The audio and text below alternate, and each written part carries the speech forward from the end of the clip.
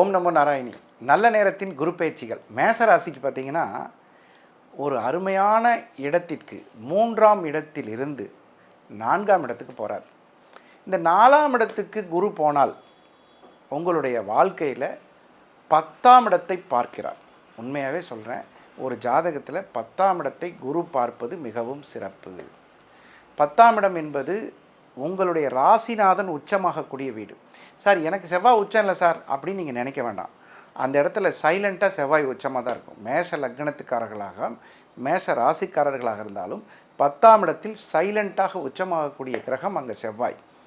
இயற்கையாக சில பேருக்கு அதுலேயே செவ்வாய் உச்சமாக இருந்தாலும் வீடு, வண்டி, வாகனம், மண்மனை யோகங்கள் கண்டிப்பாக கிடைக்கும். 10ஆம் இடத்துல உங்களுக்கு செவ்வாய்ங்கிற கிரகம் அந்த சைலண்ட்டாக பார்க்கக்கூடிய குரு பயிற்சி மிகச்சிறப்பாக இருக்குது. இந்த குரு என்பவர் 5ஆம் பார்வையாக உங்களுடைய 8ஆம் இடத்தை பார்க்கின்றார். அது ஒரு பெரிய விசேஷம். தடைகள் நிவர்த்தியாகும், வழக்குகளில் வெற்றி. அடுத்ததான் முக்கியமான பார்வை, குருவினுடைய பார்வை உங்களுடைய 12ஆம் இடத்துக்கு விழுகிறது. கால் ரீதியான பிரச்சனைகள், அயன சயன போகங்களில் பிரச்சனை, இவையெல்லாம் இருந்தால் சரியாகிவிடும். அற்புதமான குரு பயிற்சி மேசத்திற்கு.